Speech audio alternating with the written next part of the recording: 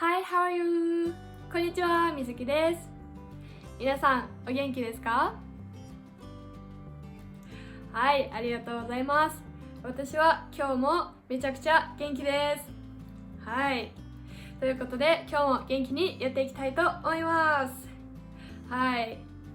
今日はですね、後ろの背景がただの真っ白の壁ということで、ちょっと見ていてつまらないかなと思いまして、このニット帽をお家の中なんですけれどもかぶってみました。はい。ポッドキャストとしてこれを何か他のことをやりながら聞いているよという方にとっては特に映像は関係ないと思います。なので壁が真っ白であろうが、私が帽子をかぶっていようがね、なんかこのスキーでもするのかなみたいな格好であろうが何でも関係ないと思うんですけど、ポッドキャストじゃなくて私の口の動きとかもね一緒に見ながら日本語を聞く勉強をしたいなという方はですね、映像も見てくれていると思いますので、一応帽子をかぶっておきました。はいということで、前置きがすごく長くなってしまったんですけれども、今日は何をするかと言いますと、2024年で一番悲しかったことについて話してみよう。はい全然拍手じゃないんですけどね。もうね、皆さん2025年になりましたね。時が経つのも早いもんで2025年ですよ。いやー、早かったですね。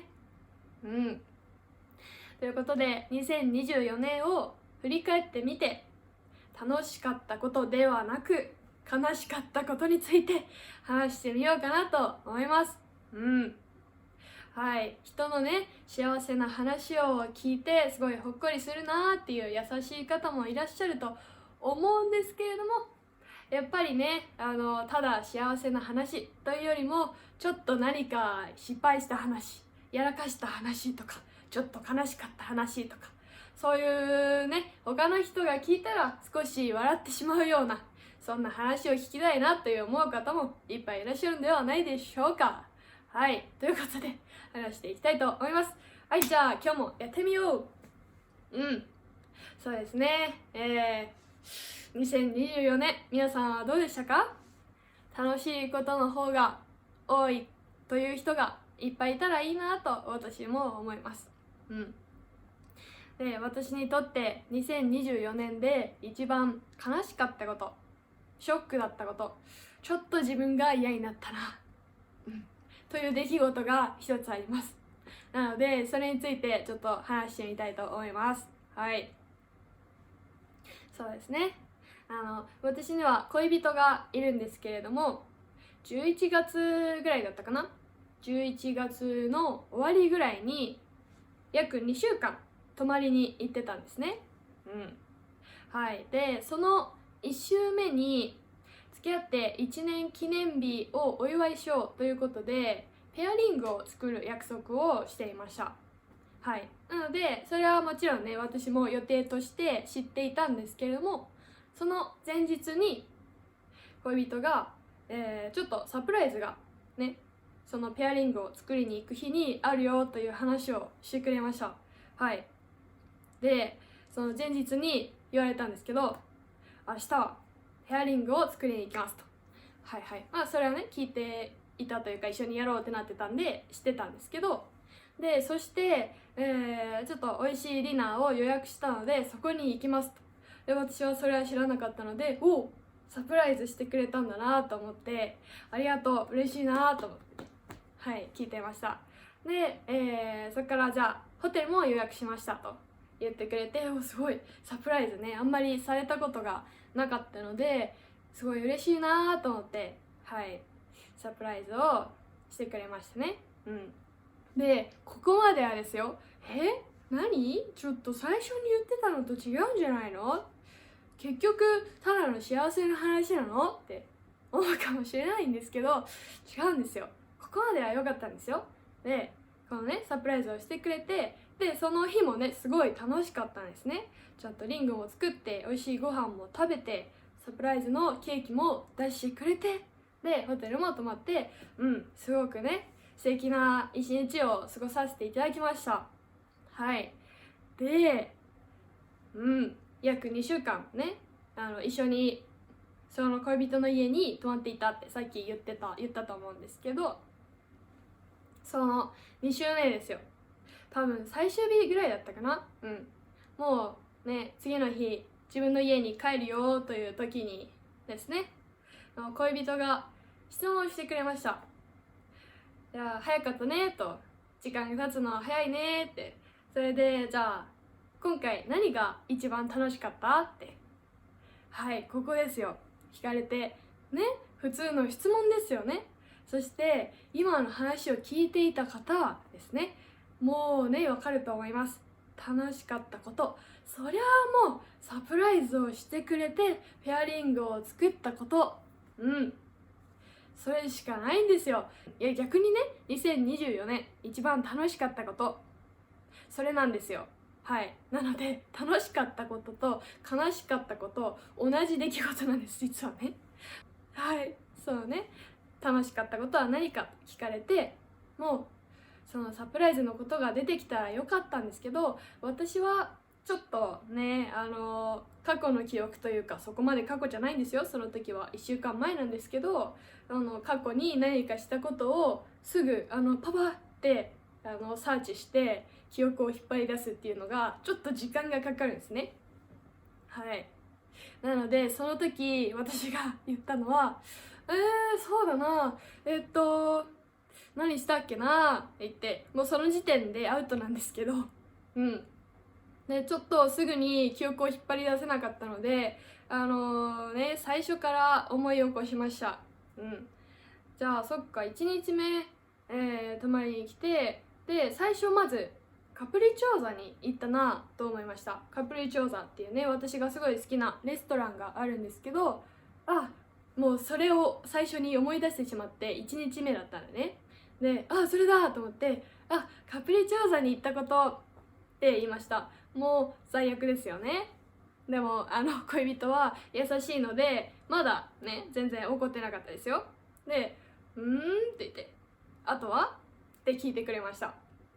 あとはそうだな、何したっけなって言ってましたね。私はもう最悪ですよね、何したっけなってね。でその後順番に思い出していって、そうだな、一緒にホットプレート使って鍋作ったね。鍋一緒にして、それ楽しかったな。それも楽しかったって言いました。はい。まだ恋人は耐えています。あとはね、聞きたいですよね、そりゃね。あとはでもそれぐらいかな。カプリチョーザかな、一番楽しかったのは。はい、もう終わりです。お疲れ様でしたはい、そこで全然怒ってはなかったんですけどね、言われました、恋人に。じゃあその指にはめているものは何って。はい、もうねびっくりですよね。私はその一緒に作ったペアリングをその話をしている時指にはめていたんですね。これ右手ですからね、結婚指輪じゃないですよ。そこはいいんですけど、そうペアリングを指にはめていたんですよ。はい、その指にはめているものは何と。で私は見ました。もう怖いですよね。自分が怖いです。ペアリング、これはペアリングだ。一緒に作った大事なリング。そうだよ。一番楽しかったことはもうこのサプライズをしてくれたこと、それしかない。もう遅いです。はいその時言ってももう遅いです。はい、恋人に言われました。もう水木にはサプライズはしないわもうカプリチョーザに負けたと、悲しいと、もうサプライズはしませんと言われました悲しいですね。もう悲しませてしまったし、私がそのことをすぐに思い出せなかったということももう本当に悲しいです。病気じゃないんですよ。病気じゃないんですけど、パッて質問されて、で時の記憶をすぐにふんって引っ張り出してくるのが多分ちょっと苦手なんですよね。なのでカレンダーを見返して全部ね予定登録してあるんで、スマホのカレンダーにね。はい。でカレンダー見返して、あ、この日これやったな、この日ペアリングって書いてある、そうだそうだ、作って、ディナー行ってホテル行ってっていう風にやれば、ちょっと焦ってますね、喋りながらね、私ね。はい。っていう風にやればすぐに思い出すんですよ。この日はこれしたなって。というのも説明しました、恋人に。ですがもう手遅れです。カレンダーを見なくても思い出してくれと。そりゃそうですよ。いっぱい考えてくれて、いっぱいいろいろ用意してくれて、やってくれたサプライズ、カプリチョーザに負けるんかいと。もう本当にね、良くないと思います。なのでこれからはもっとその一瞬一瞬の出来事を脳に刻みつけて、それでちょこちょこ思い出しながら生きていこうかなと思います。はい。ということで皆さんいかがだったでしょうか。私の2024年で一番悲しかったこと兼楽しかったことをお話ししました。本当にね、自分が嫌になったなというストーリーでした。はい。皆さんはどうですか。2024年一番楽しかったこと、一番悲しかったこと何ですか。私みたいにね、変な悲しかった経験していないといいなと思います。はい。そして今日の日本語は聞き取れましたでしょうか。結構ね、この動画では日本語を勉強している方に向けて発信しているので、語彙コントロールをしているんじゃないかとか、わざとゆっくり話しているんじゃないかって言われることもあるんですけど、私は語彙コントロールをせずにいつも通りのスピードで、なんならいつもよりちょっとなんか興奮してすごいちょっと今日は早く話してしまったかなと思うぐらいです。はい。なので日本人のリアルな自然な会話を聞く練習ができるかなと思います。はい。ポッドキャストでもいいですし、動画として見てくれても全然大丈夫です。少しでも皆さんのお役に立てていたらいいなと思います。はい。それでは今日はここまでにしたいと思います。皆さん今日も聞いてくれてありがとうございました。はい。それではまた次回お会いしましょう。またねー。See you later. Bye bye.